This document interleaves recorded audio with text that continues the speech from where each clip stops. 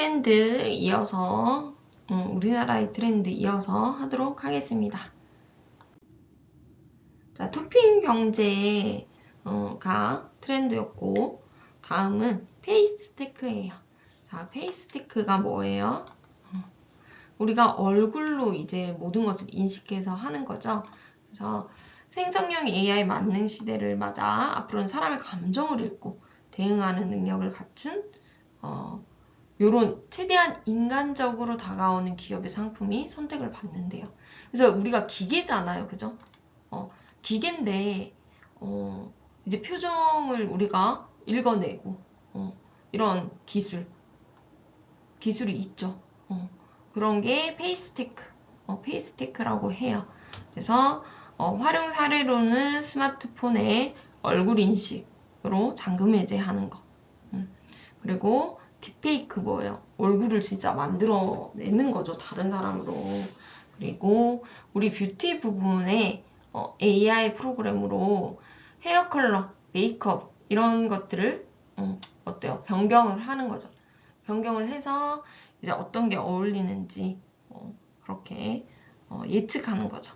그리고 카드 없이도 얼굴 인식만으로도 편의점의 결제, 그리고 현대자동차의 개인 감성 인지 기반 서비스 등이 실제로 지금 있습니다. 그래서 여기 그림을 한번 자료를 보시면 우리가 얼굴 인식은 이건 뭐 우리가 너무 많이 하잖아요. 그죠? 그래서 얼굴이 이렇게 보면 잠금 해제가 되죠. 그래서 여기 지금 어떤 사진에 보면 아이가 지금 본인 얼굴 그 인식을 하는데 뭐 이런 사례도 있다고 해요. 아이들이 뭐 게임을 하다가 결제를 해야 되고 막 그러잖아요. 그때 아빠 폰을 가지고 뭐 이렇게 게임을 하다가 결제할 때 그 자고 있는 아빠 얼굴을 인식시켜서 그렇게 해서 결제를 하고 아빠 폰으로 뭐 그런 얘기들이 나오고 있습니다. 그리고 이렇게 우리가 헤어 컬러 바꿀 수 있는, 그죠? 이거는 우리가 뷰티 산업에서 정말 도움이 되겠죠. 이제 예상을 해볼 수 있으니까. 그래서 헤어 컬러 체인지라든가 스타일 같은 것들, 이런 것들을 변경을 이제 하는 거. 그리고 얼굴 인식, 그리고 키오스크, 뭐 편의점 이런 결제 같은 것들을 얼굴을 인식을 해서 뭐 결제 정보를 넣어 놓으면 뭐 카드를 안 하고도 바로 얼굴을 인식을 하면 그렇게 결제가 되는 이런 서비스들. 그리고 딥페이크 말이 많죠. 피해 사례가 또 많습니다. 이런 것들. 그리고 감정 기반 이런 전기 자동차 이런 것들. 이런 것들이 이제 페이스테크에 맞춰서 이렇게 계속 기술들이 진화하고 있는데 이게 이제 트렌드다. 계속 앞으로 더 나오겠죠. 그리고 5번째, 무해력. 그래서 무해력은 해를 끼치지 말라는 개념과 연결이 되어 있다고 하는데 윤리적, 환경적, 사회적 측면에 모두 적용이 된다. 우리가 보면 무해력이 아까 전에 어때요? 해를 끼치지 않는다. 그 의미를 넘어서 어떻게 하면 더 온화하고 따뜻하고 서로에게 긍정적인 영향을 줄 수 있는 그죠? 그런 것들, 자세죠, 자세. 주변이나 타인 환경 그리고 자기 자신에게도 해를 끼치지 말자라고 하는 태도를 의미해요. 그래서 우리가 이렇게 보면은 이런 이제 동물, 강아지 너무 귀엽죠. 그리고 어때요? 팬더 우리 푸바오들. 그래서 이런 것들을 보면 우리가 어때요? 너무 귀엽고 막 따뜻하잖아요. 그죠? 그래서 이런 것들이 이제 너무 유행을 하는 거죠. 그래서 우리가 외부 자극이나 스트레스 없이 무해하고 귀엽고 너무 순수한 것.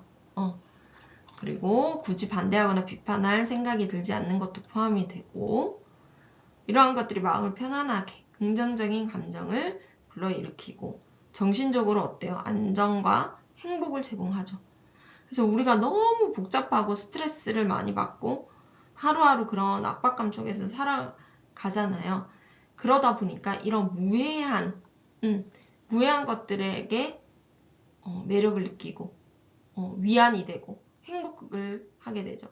그래서 무해력은 이제 단순한 트렌드를 넘어 우리 삶의 질을 향상시키는 중요한 가치로 자리를 잡아가고 있다. 그래서 이런 사례가 뭐 푸바오, 그죠? 이런 너무 귀엽죠.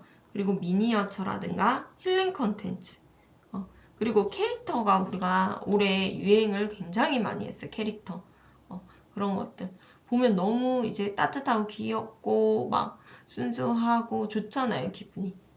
그런 것들이 될 수 있겠고요. 그리고 이런 환경을 보호하는 것들도, 동물 보호, 뭐 이런 것들도 되겠습니다. 그래서 너무 귀여운 이런 것들이 유행을 한다. 자, 우리가 K 문화, 요거에 대해서 나오는데 그라데이션 K라고 해요. 그래서 그라데이션 K는 뭐냐? 우리가 뭐 K-팝, K-뷰티 이런 것들이 이제 진출을 하면서 정말 전 세계적으로 인기가 많잖아요. 그죠? 근데 이런 것들이 이제 한국의 그런 단일화된 게 아니라 이제 전 세계적으로 나가다 보니까 다양한 문화가 합쳐지는 거. 합쳐져서 이제 복합적으로 융화가 된 거죠.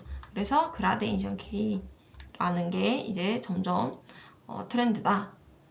그래서 우리가 다양한 문화가 융합되는 다문화 국가, 우리가 이제 다문화 국가가 되고 있어요. 예전에는 우리가 단군의 자손, 단일 민족, 단일 문화 막 이랬는데 요즘은 다문화 국가.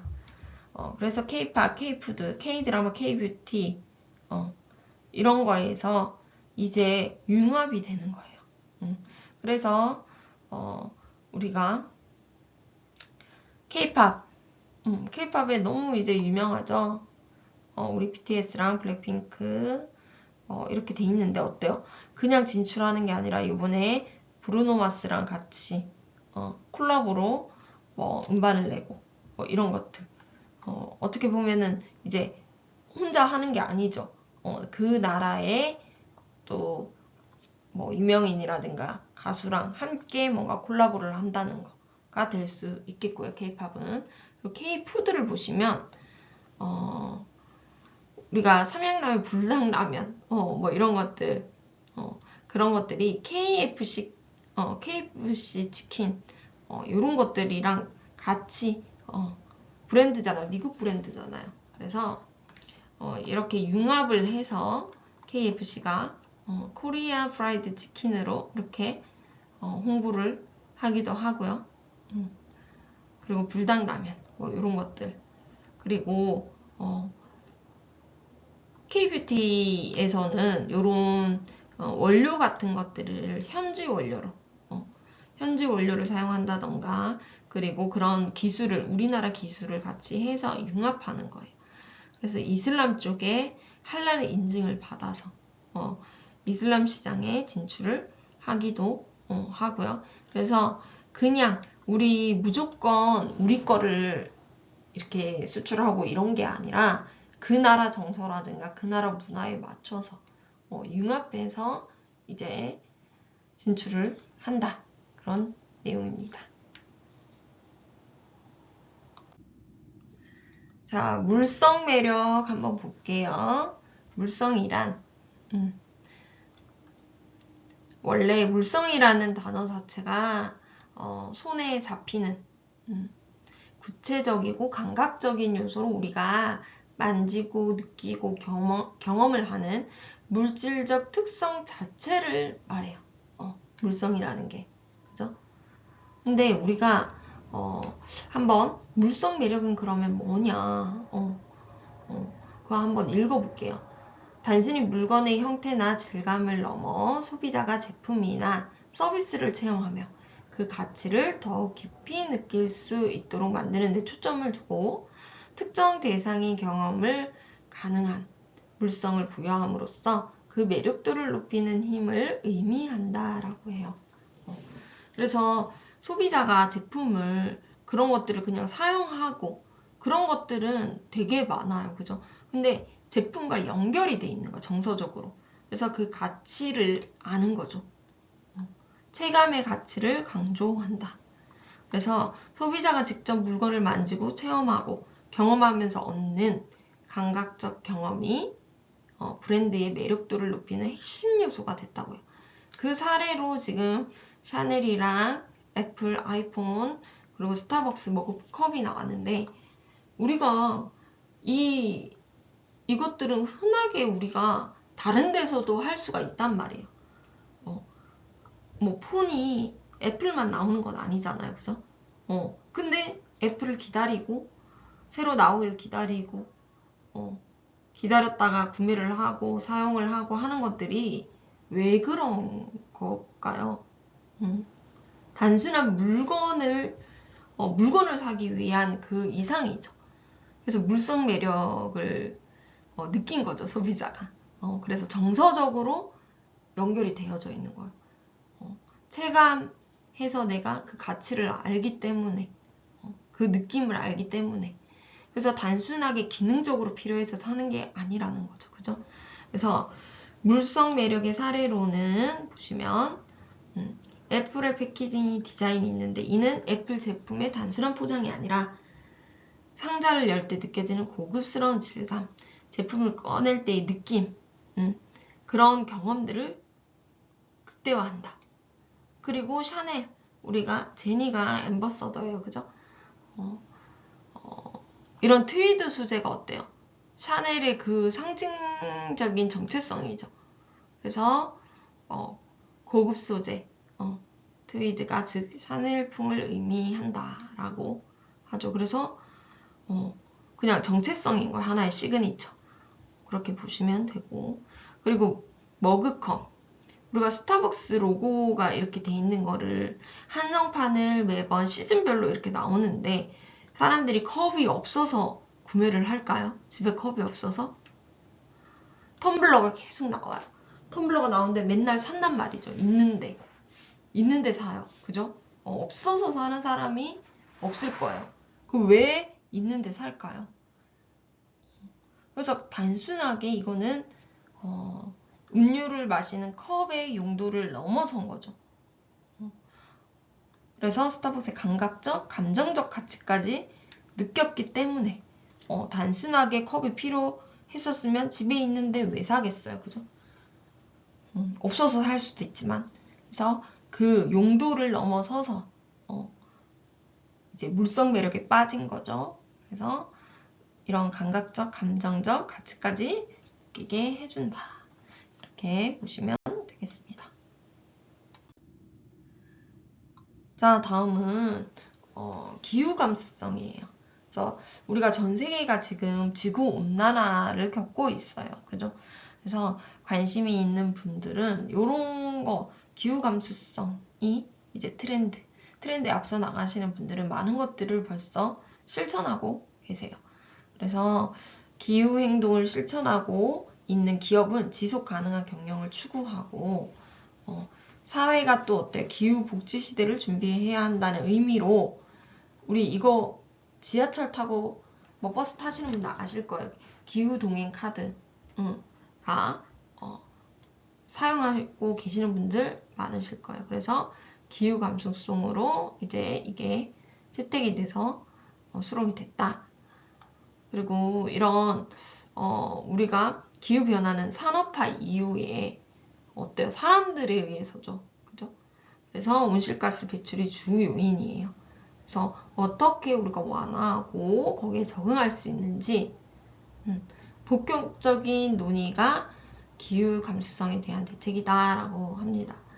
그래서 우리가 지금 보면은 우리가 날씨가 굉장히 좀 예전 날씨 같지가 않아요. 그죠? 엄청 많이 여름에는 덥고 겨울에는 굉장히 춥고, 그래서 그런 기후 변화 이런 것들이 환경 오염 때문에 이제 그렇게 된 거죠. 그래서 이런 높은 기후 변화에 대한 인식도, 친환경 소비 경향, 변화에 대한 적극적 대응, 기업의 지속 가능성, 미래 세대에 대한 책임감, 이런 것들이 기후 감수성의 특징입니다. 그래서 우리가 사례로는 비닐백 대신 어때요? 에코백 사용하고 뭐 구매하러 갈 때 이제 백을 예전에는 무조건 봉지, 비닐 그리고 종이백에 담아주고 그랬는데 요즘은 그것도 돈을 내야지 받아갈 수 있고 그 대신 이런 백들, 에코백 같은 리유저블 백 같은 것들을 판매를 하죠. 그러면 그 재사용할 수 있잖아요. 그죠? 그래서 그런 쇼핑백을 사용하는 브랜드들이 늘고 있고요. 친환경 교통수단을 선택해서 탄소 배출량을 줄일 수 있죠. 그래서 우리가 자전거나 걷거나 대중교통을 이용하는 거예요. 그래서 우리 서울에는 이제 따릉이라는 것도 있고 각 지역별로 이런 공유 자전거들이 있습니다. 그래서 자전거나 도보 그리고 대중교통 그래서 우리가 자가용을 각자 개인 차량을 끌면 이제 탄소가 배출이 되니까 그런 것들을 이제 줄여보고자 하는 그런 선택이죠. 그리고 전기와 가스를 절약하고 태양광 같은 이제 친환경 에너지를 사용을 하고 이건 풍력 발전이죠. 그리고 어때요? 채식을 해서 이제 육류 소비를 좀 줄이자. 그리고 페트병, 의류를 재활용하거나 업사이클을 통해서 새로운 제품을 만들어서 쓰레기 배출을 줄이고 요즘은 의류 같은 거 이런 것도 뭐 기부도 하고 버리지 않고 그죠? 재활용을 그것도 하는 거잖아요. 그리고 쓰레기를 줄이기 위해서 포장지가 없는 제품을 선택하는 제로 웨이스트 운동. 그래서 이런 매장들이 있더라고요. 제로 웨이스트 매장들에 가면 용기를 가지고 가면 그런 뭐 뷰티 제품도 리필로 채워줘요. 채워주는 그런 매장들이 있어요. 그리고 포장이 이게 안 돼서 그냥 바로 가지고 오고 이런 이제 제로 웨이스트 매장들이 있습니다. 그리고 수입산보다는 지역에서 생산된 로컬 푸드를 소비하자 뭐 이런 의미도 들어가 있어요. 그래서 우리가 이런 것들도 브랜드에서 요즘 보면 수입산이 아닌 로컬 푸드를 같이 해서 하는 그러니까 맥도날드에서 보니까 창녕 갈릭버거 뭐 이런 것들 그래서 창녕에서 나오는 지역 특산물 마늘로 이제 소스를 만들어서 그런 햄버거를 만들잖아요. 그래서 이제 로컬 푸드를 소비를 하자 뭐 이런 것들 그런 것들이 될 수 있겠습니다.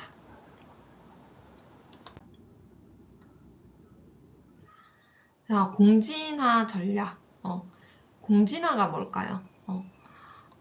공진화는 원래 생물학에서 유래한 개념으로 이제는 비즈니스 세계의 핵심 전략으로 부응했다고 해요. 공진이라는 게 함께 그리고 진화하다의 진. 그래서 함께 진화한다는 거예요. 그래서 공진화 전략은 나 혼자가 아니라 나 혼자가 하는 게 아니라 외부 환경에 대응하기 위해 서로 경쟁하는 과정에서 발전하는 전략을 의미로 함께 협력하는 거죠. 그래서 함께 하는 거예요. 그래서 쉽게 얘기하면 기업들이 서로의 강점을 활용해서 함께 진화하고 성장하고 협력하고 그런 것들. 그래서 옛날에는 경쟁해서 내가 1등이어야 되고 내가 이겨야지 되고 이런 거였다 그러면 요즘은 상호 윈윈을 추구하는 새로운 비즈니스의 패러다임이다. 이렇게 볼 수 있겠고요. 이런 식으로 이제 협력을 하는 거예요. 협약을 맺고 그래서 지금 보면 어때요? 현대랑 삼성이 기술 협약을 맺죠.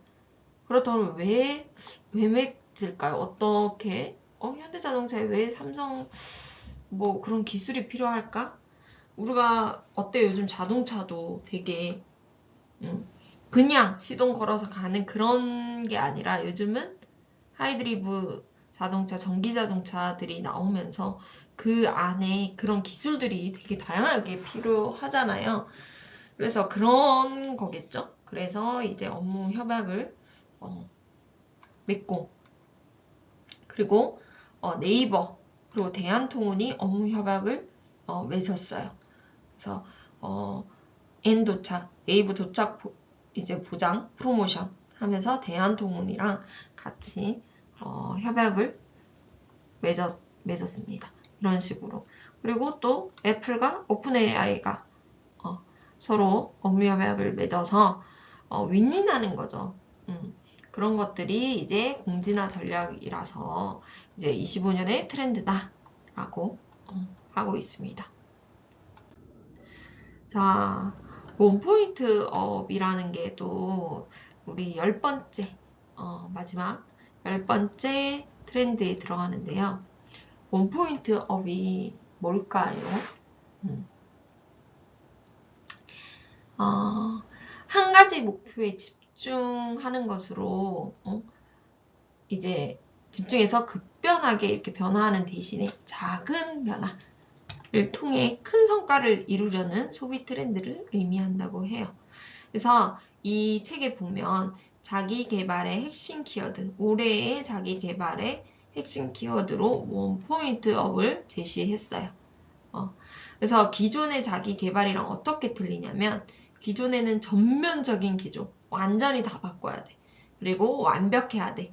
그런 방식이었다 그러면 원포인트 업은 나한테 맞는 하나하나의 변화에 집중해서 성장을 이루어내는데 그 초점이 맞춰져 있어요.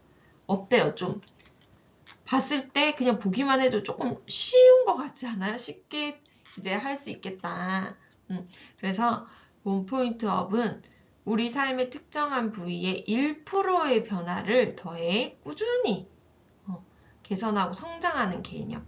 그래서 기존에는 내가 완전히 대대적으로 변화하고 뭔가 막 어렵게 힘들게 했다 그러면 지금은 자신에게 맞는 작은 목표를 설정하고 이거를 달성하고 그래서 꾸준한 성취감을 누리는 방법. 그래서 대규모보다는 구체적이고 실현 가능한 작은 목표를 통해서 일상에서의 작은 성취를 해나가는 게 핵심이라고 볼 수 있습니다. 그래서 이게 왜 등장을 했을까 보면 첫 번째가 지속 가능한 변화에 대한 관심의 증가예요. 그래서 짧은 기간 내에 성과를 내고 싶지만 지속이 안 되잖아요. 그죠? 우리가 작심삼일이라는 말이 왜 나왔겠어요? 이렇게 뭔가 꾸준하게 하는 게 어렵단 말이죠. 그래서 내가 뭔가 크게 나는 뭐 오늘부터 새벽 5시에 일어날 거야. 뭐 이렇게 하면 어떻겠어요? 너무 힘들죠?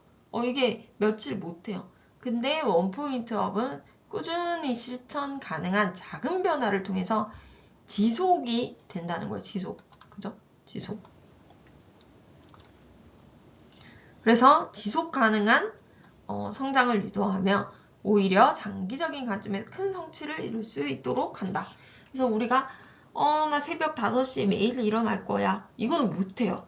매일 어떻게 일어나? 근데 오늘부터 나는 5분만 더 일찍 일어날 거야.